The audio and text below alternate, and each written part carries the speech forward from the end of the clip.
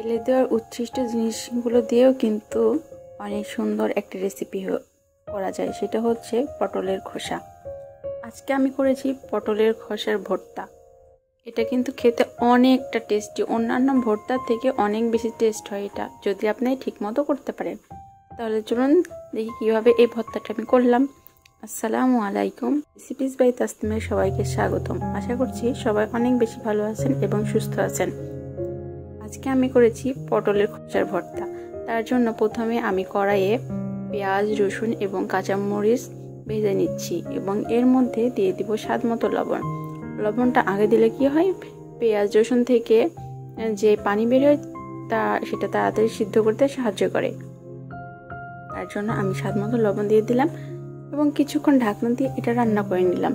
দেখুন যখন এটার কালারটা চেঞ্জ হয়ে এসেছে, তারপরে আমি এর মধ্যে আরও কিছু পরিমাণ মতো তেল দিয়ে দিয়েছি।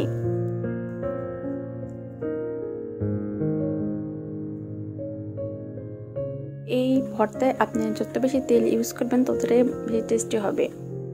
আর একদম ভাজা ভাজা করতে হবে, পেঁয়াজ রসুনগুলো পানি পানি থাকা যাবে না, কিন্তু তাহলে কিন্তু ভর্তাটা টেস্টি হবে না। এবং এর মধ্যে আমি সামান্য জিরা দিয়ে দিলাম টেস্টটা আরও বাড়ানোর জন্য এবং সামান্য পরিমাণে হলুদের গুঁড়ো। এখন এই সবগুলো উপকরণ খুব ভালো মতো ভেজে নিব।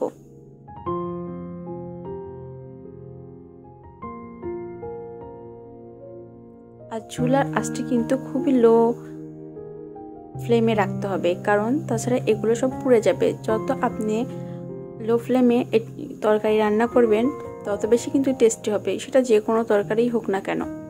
এই তো দেখুন আমার পেঁয়াজ রসুন একদম ভাজা ভাজা হয়ে এসেছে। এই পর্যায়ে আমি পটলের যে খোসাগুলো ছিল সেগুলো দিয়ে দিব। এগুলো কিন্তু আমরা ফেলে দিই, কিন্তু অনেকেই জানে না এটার ভর্তা করে খাওয়া যায়।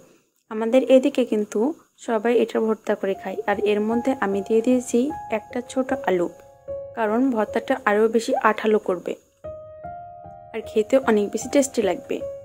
আপনি যদি প্রপার টেস্টি পেতে চান তাহলে আমার এই রেসিপিটা ফলো করবেন। তারপরে আমি পটলের খোসা এবং আলু এবং বাকি উপকরণগুলো খুব ভেজে নিচ্ছি। যখন ভাজা একদম হয়ে যাবে সেই পর্যায়ে আমি দিয়ে দেবো কিছু কালো জিরা। আপনারা তো জানেনই কালো জিরা স্বাস্থ্যের জন্য কতটা উপকার, আর প্রতিদিন কিন্তু কালো জিরা খেলে দেহের বা স্বাস্থ্যের অনেক উপকার হয়। যেহেতু আমি এটা খোসার ভর্তা করেছি, তার টেস্টটা আরও একটু বাড়ানোর জন্য কালো জিরা কিছু পরিমাণ দিয়ে দিব, কিন্তু বেশি পরিমাণ দিলে কিন্তু তিতা লাগবে। দেখুন আমার পটলের খোসা এবং আলুগুলো একদম সিদ্ধ হয়ে গেছে এবং খুব ভাজা ভাজা হয়ে গেছে। আর যেহেতু কালো জিরা দিয়ে বেশিক্ষণ রান্না করতে হয় না, তাহলে কালো জিরাটা পুরো তিতা হয়ে যাবে। তার জন্য আমি একদম শেষ পর্যায়ে এসে কালো জিরাগুলো দিয়ে দিব। আপনারা যদি বাসায় এই রেসিপিটা করে একবার করে খান তাহলে বুঝবেন এই রেসিপিটা কতটা বেশি টেস্টি হয়। এই যে আমি এখন কালো জিরাটা দিয়ে দিয়েছি, এখন খুব বেশি না 2 মিনিটের মতো এটা রান্না করব, তাহলে কিন্তু এটা ভাজা ভাজা হয়ে যাবে। কালো জিরা বেশি রান্না করলে কিন্তু তিতো হয়ে যাবে, তখন কিন্তু আর খেতে ভালো লাগবে না। আর সবাই কিন্তু অবশ্যই বাসায় ট্রাই করবেন। আর কে কোথা থেকে দেখছেন আমার ভিডিওটা অবশ্যই কমেন্ট করে জানাবেন। আর যদি কেউ আমার রেসিপিটা ফলো করে বাসায় করে থাকেন তাহলে অবশ্যই কমেন্ট করে জানাবেন, তাহলে আমি আরো বেশি উৎসাহ পাবো। আর আমার প্রতিদিন নতুন নতুন রেসিপি করতে অনেক ভালো লাগে। আপনারা যদি নতুন রেসিপি জেনে থাকেন তাহলে আমার সাথে শেয়ার করবেন, সেটাও আমি ট্রাই করব। আমার পেজ এবং আমার YouTube channel recipes by Tasnim সবাই ফলো এবং সাবস্ক্রাইব করবেন। আশা করছি আপনার সবাই অনেক বেশি ভালো লেগেছে রেসিপিটা। দেখুন কতটা বেশি লোভনীয় হয়েছে দেখতে।